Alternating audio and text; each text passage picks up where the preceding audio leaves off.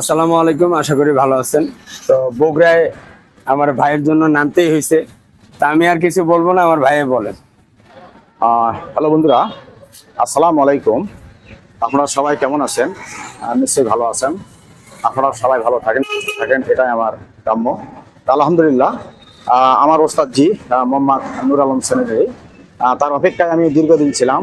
প্রায় 3-4 মাসের মতো সময় অপেক্ষায় ছিলাম। হঠাৎই আমার ওস্তাদজি গত রাতে আমার মেসেজ করে জানাইছে যে আমি বগুড়াতে যাব। তো সেখান থেকে সেই বগুড়ায় কোন জায়গায় ছিলেন?